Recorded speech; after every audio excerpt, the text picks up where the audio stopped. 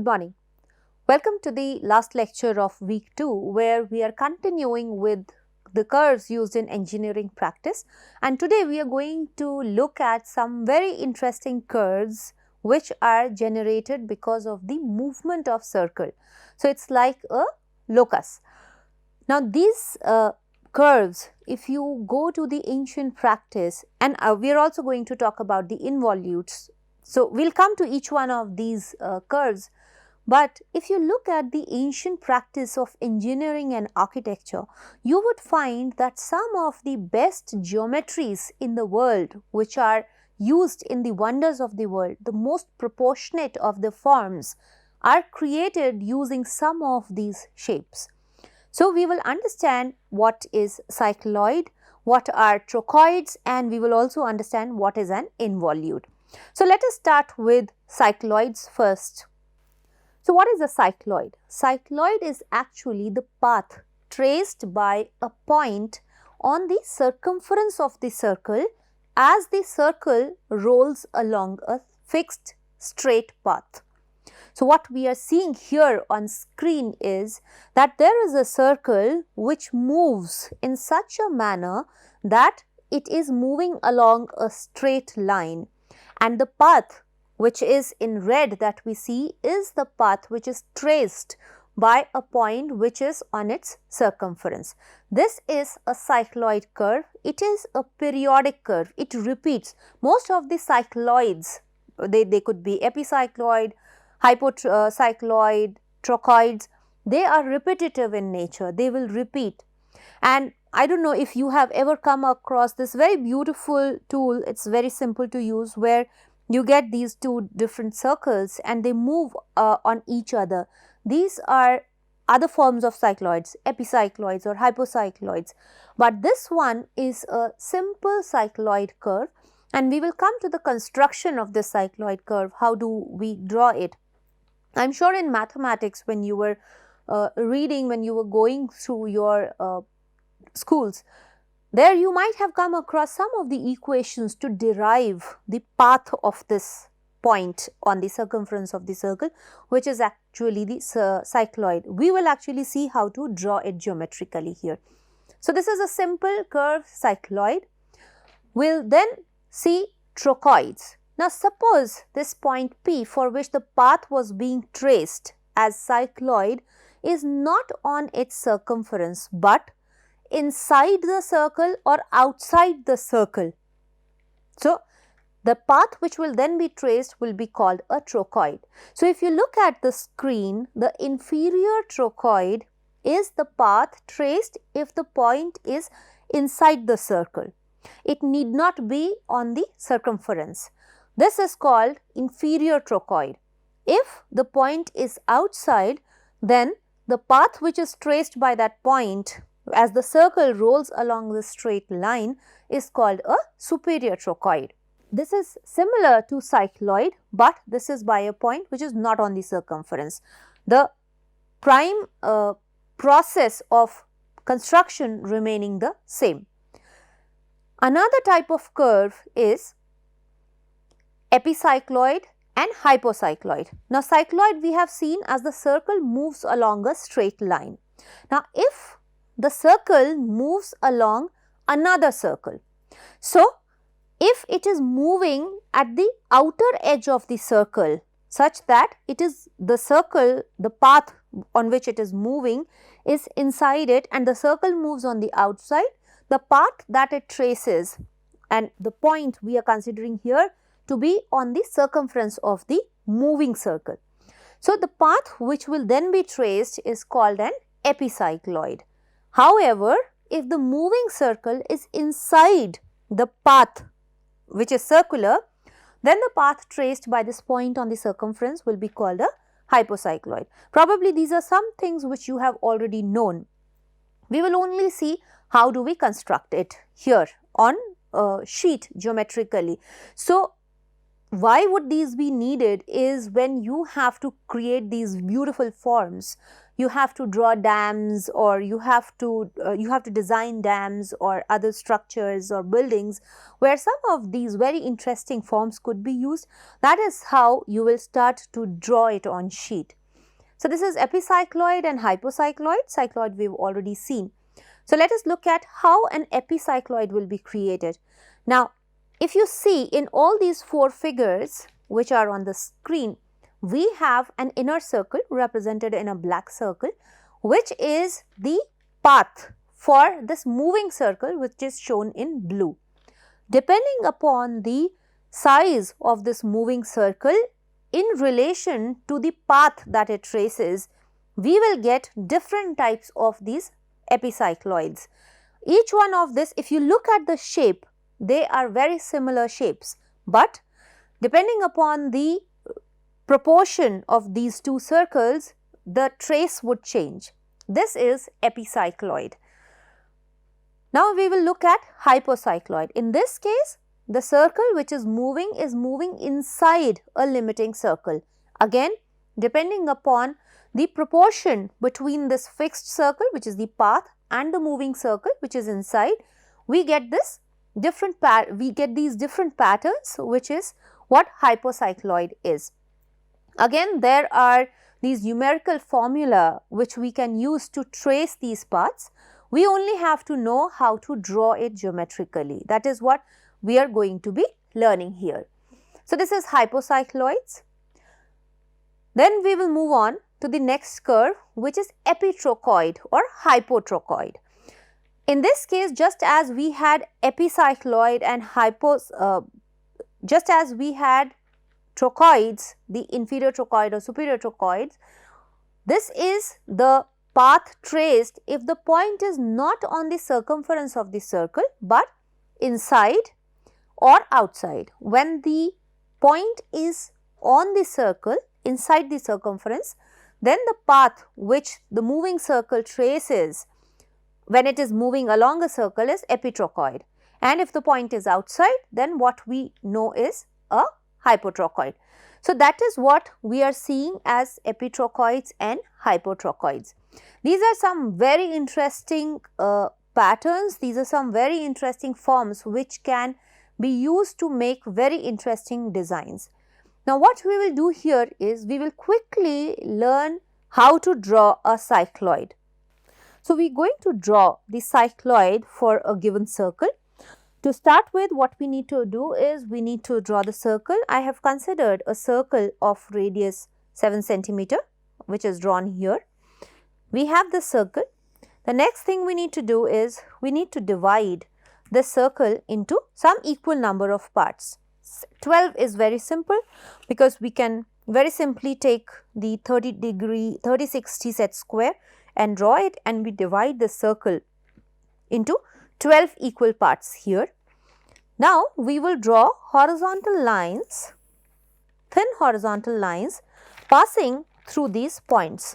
So, from each of the point, we will draw these horizontal lines.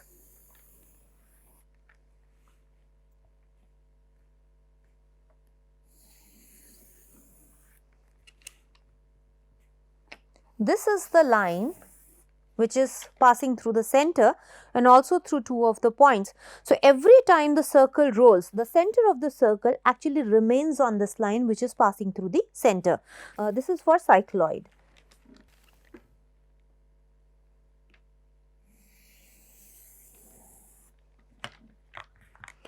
So, what we have done is we have drawn parallel lines passing through, horizontal lines passing through all the points which were marked by these 12 divisions. Now, next what we need to do is we need to draw, or we need to identify the length of this line equal to the circumference of this circle. So, for a circle with radius r, the circumference for the circle is approximately equal to 44 centimeters. So, that is what we will mark here.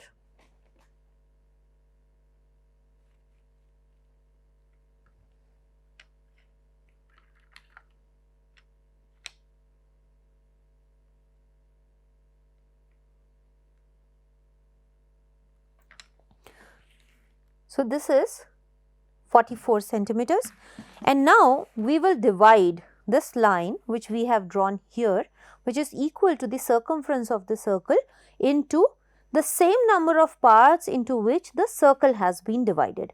So, here we are taking 12 parts. Let us draw an acute angle line, a line at any angle, and divide this line into 12 equal parts.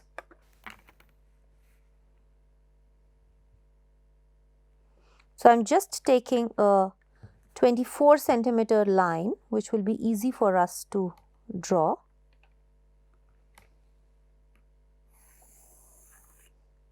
And then mark 12 equal divisions on that.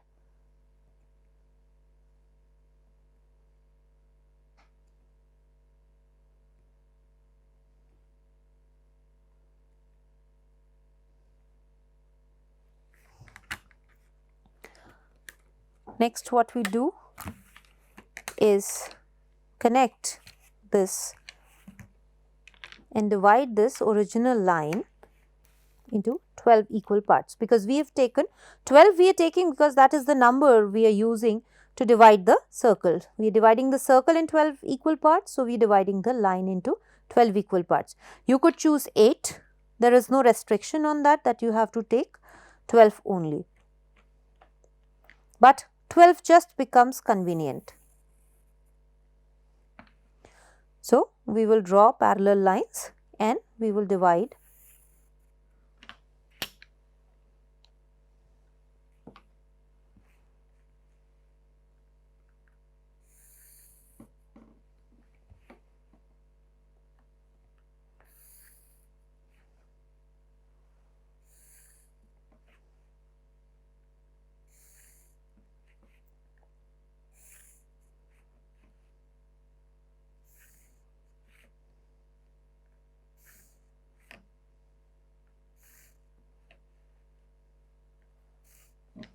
So, here we have divided this line into 12 equal parts. Now, since this was equal to the circumference, the length of this line was equal to the circumference of the circle, each part actually represents one part of this circumference. Now, assume that there is this point. So, what we are going to do is we are taking the path traced cycloid for the path traced by this point P, which is here, and there is this circle which is center of the circle, which is C, and this line is equal to the circumference. Now, what we are doing is, as the circle rolls, so just assume that as the circle rolls from this point C, which is the original position,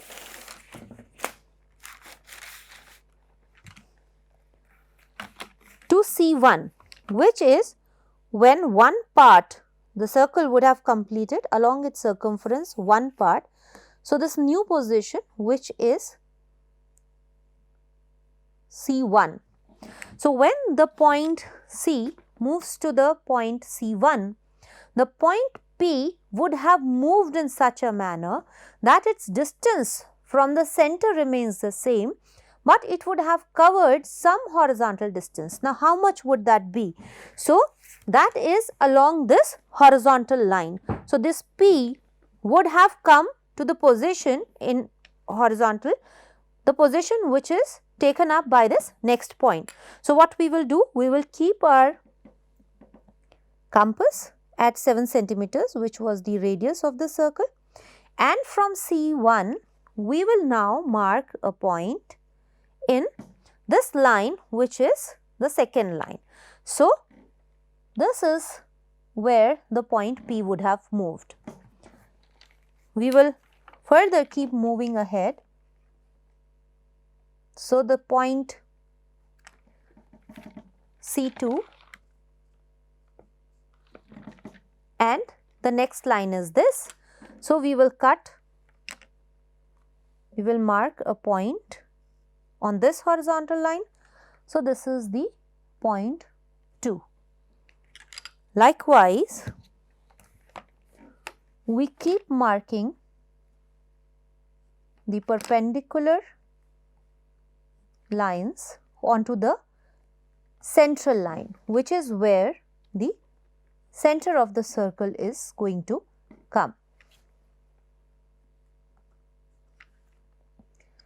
And we will keep cutting the point on horizontal, taking the center as the new moved position. The radius remains the same because that is fixed.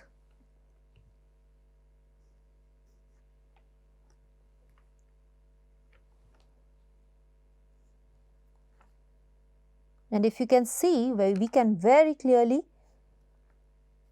note that the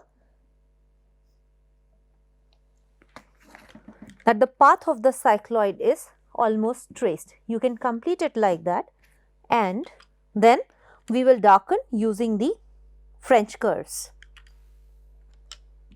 So, we can see that the path, the cycloid path of the point P is almost traced, and what we have to do next is a little difficult task, which is to fix these curves. So, we just have to fix a curve which fits the 3 points, any 3 points, and then we keep moving. So, just see which one would fit your curve here. Every time it will be a different curve that fits. One or the other curve would surely fit. You just have to be patient while drawing these curves. So, I am drawing it very simply.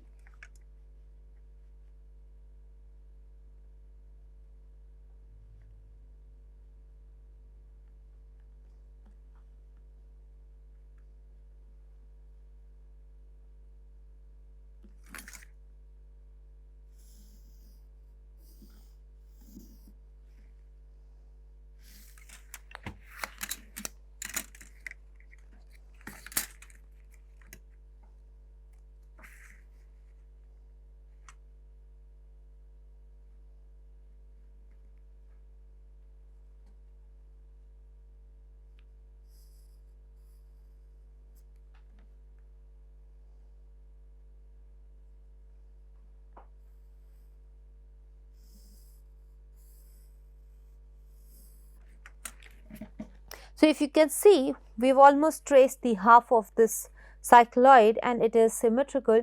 This is how it will move. This is the process to draw cycloid. Very similar is the process to draw an epicycloid or a hypocycloid or even a trochoid. So, if we were to draw a trochoid, the only thing we would do is, for example, we had a point which was not this, but there was a point P1 here. So, if we were to draw a trochoid, so what we would have done, instead of this line or instead of this point and the distance Cp, we would have taken the distance Cp1 and we would mark the movements along these horizontal lines. So, the only thing that happens is that this distance changes. So, it keeps changing its position, and within the same process we would actually get the trochoid. This is for inferior trochoid, and if we take a point outside, we would get a superior trochoid, exactly the same process. If we are to draw epicycloid, in that case the only change is that this length of the circumference which we have drawn as a straight line would actually be taken on a circle. So, whatever circular path the circle is going to trace, so we would take the curve, the arc of that circle where this smaller circle would be moving, and that circumference would be divided into equal number of parts, and exactly in the same manner, instead of these parallel straight lines, we would be drawing concentric arcs at the same distance from the center. So, this is exactly the same process. The only thing is, instead of tracing the points on these horizontal lines, we would then be tracing the points onto those parallel curves. That is how we would draw the epicycloids and hypocycloids. So, this is the process to draw cycloids. We will now move on to the next curve, which is the involute. So, what is an involute? Involute is actually the path which is traced when a thread which is wound on a circle or any other shape is opened gradually in such a manner that the thread remains in tension.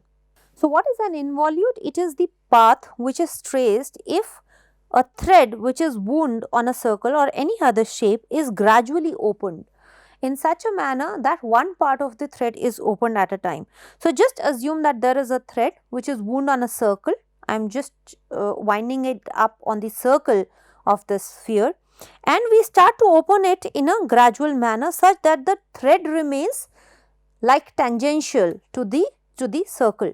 So, every time we open it, this is the full circumference, and then every time we reduce the, as it gets wound on this, so as it comes back to the center, so just imagine that this is fixed here and this is the total circumference.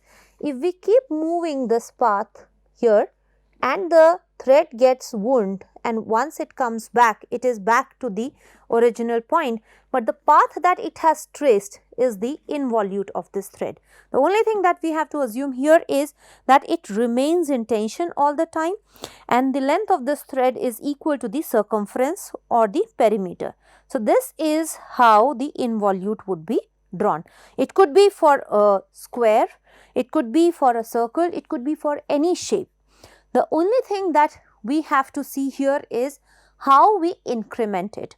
If you look at the screen now, we can see that when we are talking about a circle, we divide the circle or assume the thread to be in equal parts as it unwinds or as it winds up, and the total length is equal to the circumference of this circle again. The same thing is with square. So, it is in 4 parts that we see that the final perimeter of the circle is of the square is achieved. Let us quickly see within this sheet that how to draw an involute of the circle, because we would need to follow almost the same process here. So, what we do for this one is, so for drawing the involute of a circle, we will again take a line equal to the length of the circumference of the circle, and we divided it into 12 equal parts, or any number of parts. So, I am again taking 12 here, that is convenient as I say. And what we have to do here actually is draw tangents to these lines. All of these lines we have to draw tangents. So, the tangent to this point here is a vertical line, which is what we have here. And now, at this point, the total length of the thread, which is equal to circumference, will be opened. If it was a tangent here, so if I make this one,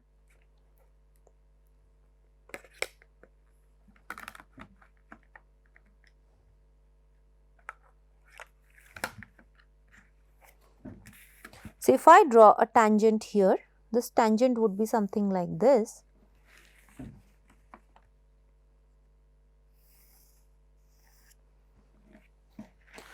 So, the distance on this particular tangent is 1 part less on this circumference. So, what we have here is we can either measure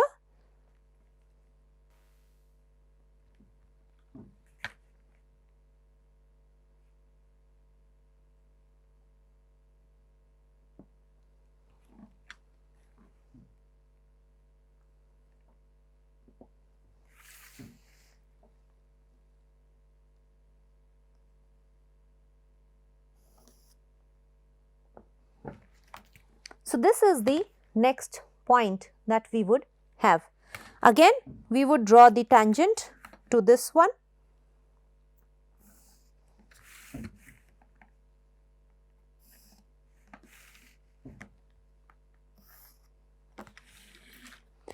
Measure the distance.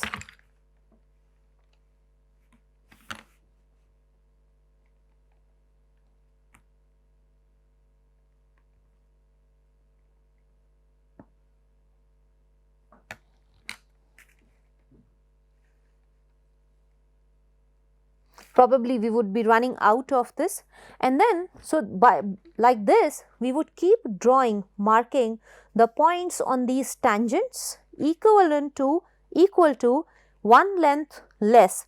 And as we come here, as we again come back to this point, of course we have exhausted all the lengths, so we will be at the same point, and what we will get here is the involute of the circle. That's how the involute of the circle has to be drawn. For drawing involute of the square, assuming there was a square here, we would draw 4 equal parts with the final length being equal to the perimeter of the square, and we would keep drawing tangents and start opening one part one by one. So, instead in circle it is easier to know what is the tangent, but in square we would just be extending the side of the square on which we would cut the length equal to the perimeter, the leftover perimeter, and that is how we would get the involute. So, I hope it is clear how to draw the involute of the circle and square, and following the same process you can draw the involute of any 2D object. If you are interested, you can actually look at a lot of traditional texts, especially Vastu Shastra, where the involute of circle and involute of square is very commonly used. This is a rampant way of using. So, in prototypes, while designing cities, how the quadrants were joining together to give a bigger shape, bigger plan, is exactly the process of drawing involutes, or how the areas of these involutes would come into picture. That is how the planning as per Vastu Shastra was done for cities, even for residences, smaller buildings. So, I hope you would be able to draw cycloids and involutes using this method, and we would move on to orthographic projection from the next week onwards. Till this point, the first 2 weeks of this course, we were actually looking at the basic construction techniques and getting right in place how to use your different tools and equipments. I hope you are familiar with that. Please practice more and more so that you become very familiar and well versed with all these equipments, so that you do not have any problem in picking up orthographic projections later on. So, thank you very much for being with me today, and from next week onwards we will be starting with orthographic projections. So, see you then. Thank you.